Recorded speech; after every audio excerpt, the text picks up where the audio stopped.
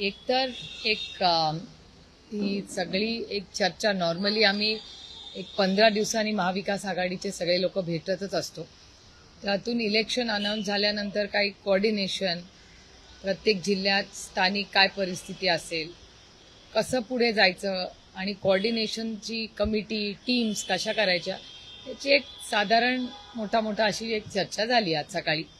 आणि पुढचे 20-25 दिवस जी काय इलेक्शन राहील, 22-25 दिवस, त्याच्यामध्ये कशा जबाबदाऱ्या वाटून घ्यायच्या याच्यासाठी आम्ही आज भेटलो.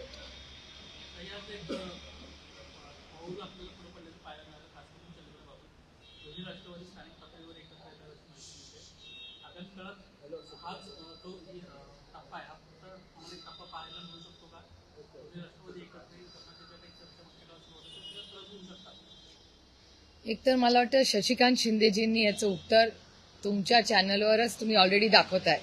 त्याच्यामुळे वेगळं जेव्हा प्रदेशाध्यक्ष काही बोलले आहेत याच्यात वेगळं अजून मला बोलायची मला वाटत नाही फारशी गरज आहे. पण अर्थातच स्थानिक पातळीवर आज सकाळीच चर्चा झाली की अनेक ठिकाणी अनेक पक्ष, स्थानिक मुद्दे, स्थानिक प्रश्न याच्यावर बरेच परम्युटेशन कॉम्बिनेशन पुढच्या काही दिवसात तुम्हाला सगळ्यांनाच दिसतील. त्याच्यामुळे मला असं वाटतं की एक पुढच्या 2-4 दिवसात पूर्ण स्पष्ट चित्र राज्याचं सगळ्याच पक्षांचं तुम्हाला दिसेल.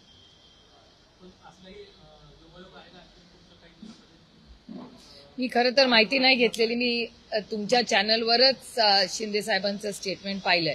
त्याच्यामुळे मी तुम्हाला मगाशी म्हणले तसंच की प्रत्येक भागामध्ये सगळ्यांनीच मिळून आज प्रत्येक पक्षांनी आणि आमच्या आघाडीने निर्णय घेतलाय की हा स्थानिक इलेक्शन आहे, कार्यकर्त्यांचं इलेक्शन. कार्यकर्त्यांना ताकद देण्यासाठी स्थानिक मुद्द्यांवर अनेक वेळा हे विषय येत राहतात.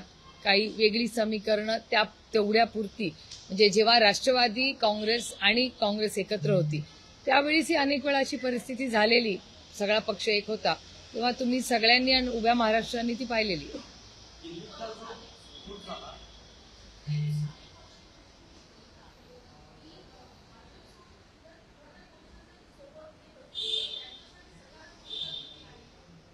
हे पुढच्या 2-3 दिवसातच स्पष्ट होईल. खरं तर इट्स टू अर्ली टू से.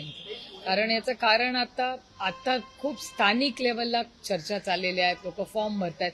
त्यामुळे 2-4 दिवसात जास्त संयुक्तिक होईल मी बोलणं, कारण का अजून राज्याचा सगळा डेटा आलेला नाही. आत्ताच तर फॉर्म भरायला सुरुवात झाली.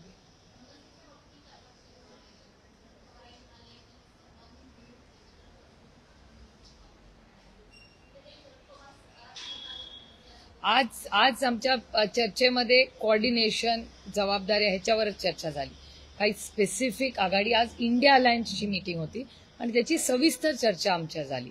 आणि बाकीचे जे विषय आहेत ते वरिष्ठ नेते घेतील. आम्ही सगळे कोऑर्डिनेशनसाठी बसलो. मला वैयक्तिक मत असण्याचा अधिकारच नाही.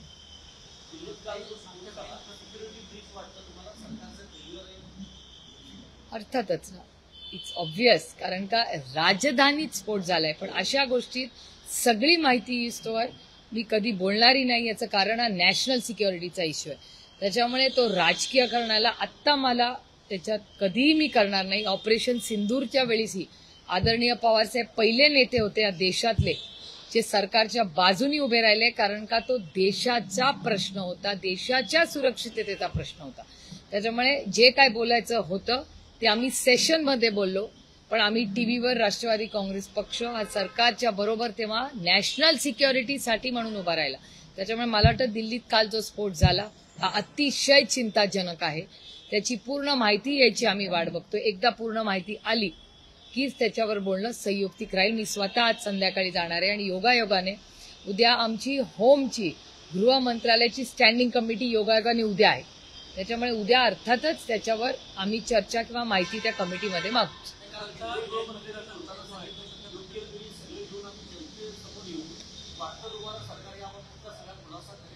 नाही, सरकारला करायलाच लागेल ना. एक तर नाही केला तर 1 तारखेला सेशन सुरू आहे. देश उत्तरा मागेल. आपण 12, तुमच्या चॅनलच्या मताप्रमाणे आतापर्यंत 12 लोक गमावलेत आपण. हा काही छोटा हादसा नाहीये. फार गांभीर्याने एक जरी भारतीय ची हत्या झाली किंवा त्याच्यावर कुठलाही अन्याय झाला एक तरी ते अयोग्यच आहे आणि त्याच्यासाठी आपण सगळ्यांनी लढलंच पाहिजे या मताची मी कुणाचंही सरकार असतो. त्यामुळे हा खूप गांभीर्याने घेण्याचा विषय आहे.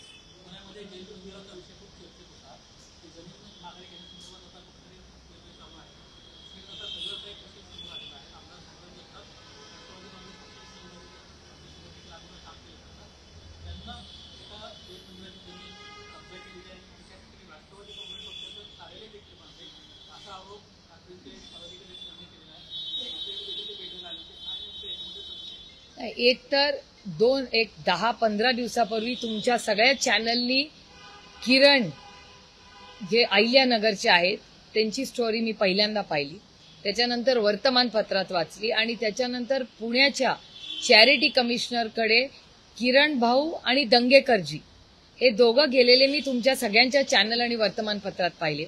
योगायोगाने ते आज मुंबईत होते.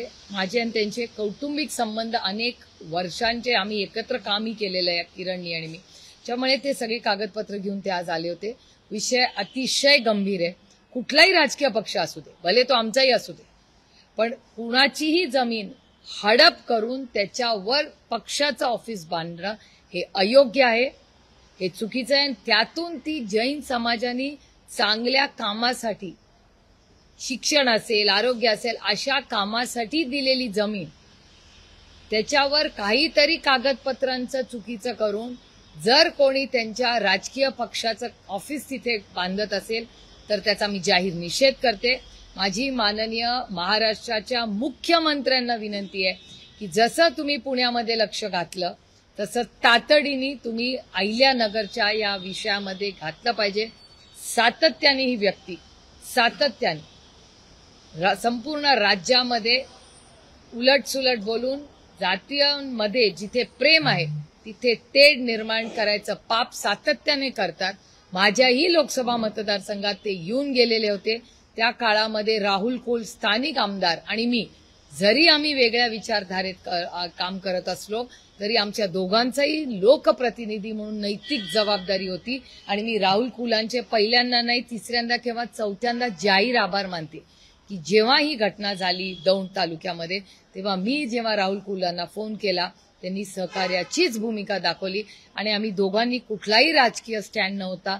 दौंड तालुक्यात आम्ही कुठलीही गडबड किंवा यांच्या भडक भाषणांमुळे आम्ही एकही चुकीची गोष्ट होऊ देणार नाही. आणि त्याच्यामुळे मग दिवाळीनंतरचं स्टेटमेंट, उलटसुलट स्टेटमेंट, मग मी तुमच्याच चॅनलवर वाचलं की त्यांच्याच पक्षांनी त्यांना नोटीस पाठवली. त्याचा पुढे काय झालं पक्षाला पण माहितीये का नाही देवालाच ठाऊक. पण ती परिस्थिती असताना आता हे जैन समाजाची जर ही जमीन चुकीच्या पद्धतीने यांनी घेतली असेल आणि त्याच्यावर राजकीय पक्षाचं ऑफिस जर काढलं असेल ते चुकीचं आहे. त्याच्यावर ऍक्शन माननीय मुख्यमंत्र्यांनी घेतलीच पाहिजे एवढी आमची अपेक्षा आहे. याची इन्क्वायरी झाली पाहिजे पहिलं मुख्यमंत्र्यांनी. आणि माझी हात जोडून माननीय मुख्यमंत्र्यांना विनंती आहे माहिती काढा, त्याच्या आधी कृपा करून क्लीन शीट देऊ नका. अजित पवारांचा राष्ट्रवादी काँग्रेस पक्ष हा आता सुनील तटकरे यांच्या संपूर्ण हातात जातो का अशा पद्धतीने प्रश्नचिन्ह उपस्थित होताना पाहिलं. काल त्यांच्या पक्षाच्या प्रवक्त्यांची यादी आली, त्या यादीतून रुपाली ठोंबरे पाटील असतील, वैशाली नागवडे असतील, अमोल मिटकरी असतील, या तिघांनाही वगळण्यात आलेलं आहे आणि त्यांच्या जागी इतरांना संधी दिली आहे. हे सातत्यानं तिन्ही प्रवक्ते जे होते ते अजित पवारांची बाजू धरणारे होते. कुठेतरी अजित पवार आणि सुनील तटकरे यांचं शीतयुद्ध काय त्यांच्याच पक्षात सुरू आहे. हा त्यांच्या पक्षाचा अंतर्गत प्रश्न आहे. आता पक्ष कसा चालवायचा वगैरे तो त्यांचा अंतर्गत प्रश्न आहे. मी कसं त्याच्यावर बोलणार. एक वन ॲट अ टाइम.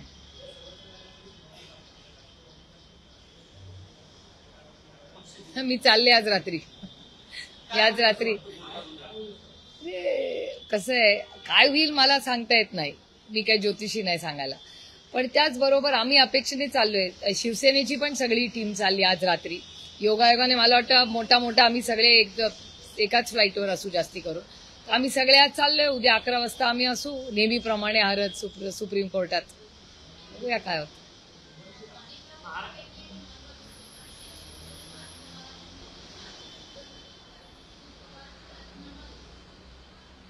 असं त्यांच्याच पक्षाचे नेते म्हणतात. ते कॅबिनेट मंत्री आहेत ना. याचा प्रश्न, या प्रश्नाचं उत्तर तुम्ही त्यांच्याच पक्षाला विचारा. मी कसं म्हणजे धन्य बाई. आय एम सो सॉरी, पण मला दुसरी काही म्हणजे मी काय रिॲक्शन देऊ याच्यावर. कमाल आहे, कमाल आहे.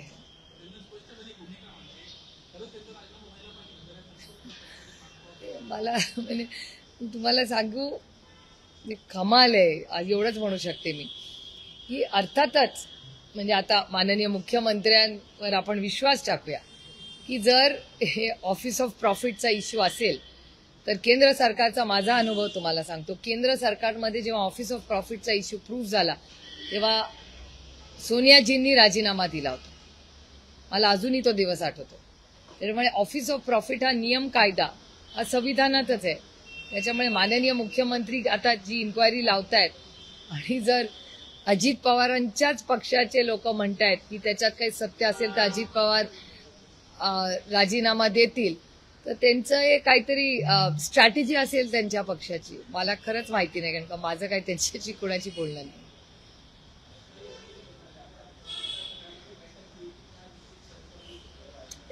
देखिए, हर 15 दिन में हम मिलते हैं. महाविकास आघाड़ी या इंडिया अलायंस की मीटिंगें होती है.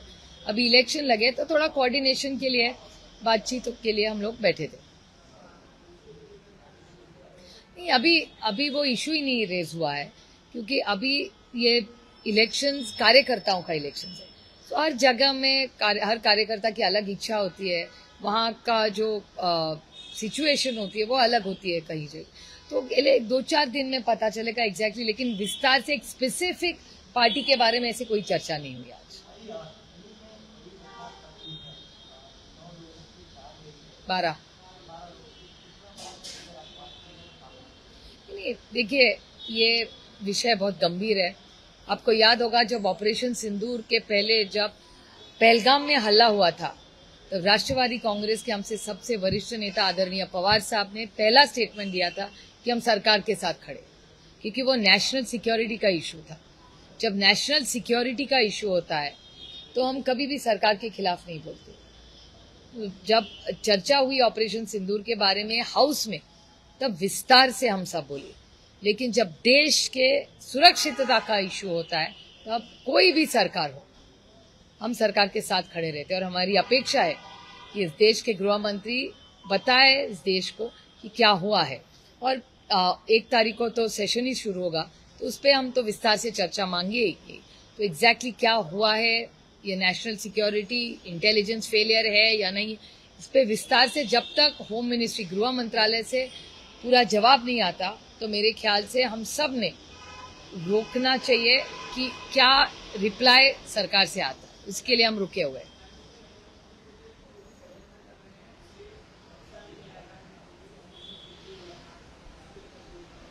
नहीं, देखिए, ऑपरेशन सिंदूर अब तक पूरा कंप्लीट नहीं हुआ है, क्योंकि जिन्होंने हत्या की है वो जो आतंकवादी है, वो कंफर्मेशन कहाँ आया कि वो आतंकवादियों को मारा है. तो वो एक प्रश्न चिन्ह है ही ना कि एक तो कितने आतंकवादी आए थे पहलगाम, कितनों की हत्या हुई, कौन थे, आइडेंटिफाई हुए, बहुत सारे ऐसे सवाल है जो हमने पूछे हैं पार्लियामेंट में. जब चर्चा हुई विस्तार से हम सब ने उस डिबेट में पूछे थे ये सवाल. तो ये एक तो, और भारत सरकार कहती है कि जब तक हम उनको मारेंगे नहीं ऑपरेशन सिंदूर कंप्लीट नहीं होगा. ये सरकार का स्टैंड है. तो उस हिसाब से तो न्याय नहीं मिला है अब तक. तो operation Sindur is incomplete, it is still ongoing operation. एक, और दूसरी कल की जो घटना हुई वो बहुत ही चिंताजनक घटना है. दिल्ली में हुई है जिस तरह से हुई है, तो मेरे ख्याल से जब तक पूरा होम मिनिस्ट्री से, गृह मंत्रालय से पूरा स्टेटमेंट नहीं आए, मेरे ख्याल से हम सब ने रुकना चाहिए और देखें कि सच हुआ क्या है. मैं कल ही हमारी होम डिपार्टमेंट की स्टैंडिंग कमेटी की मीटिंग है, तो मैं भी आज रात को दिल्ली जा रही हूँ, तो कल भी उसी में हम चर्चा की मांग करेंगे.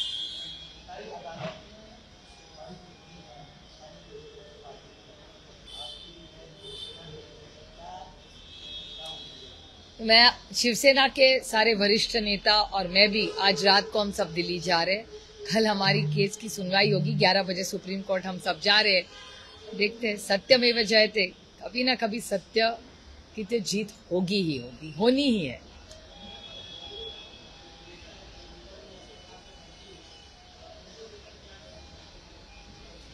वेल इतना ही उनके लिए हम सब ने प्रार्थना करनी चाहिए, और डॉक्टरों को हम आभारी है कि उनकी बहुत अच्छी देखभाल हो रही है। उनकी बेटी का भी एक विधान आया है कि इज इम्प्रूविंग, तो बहुत अच्छी बात है कि उनकी तबीयत में सुधार आ रहा है।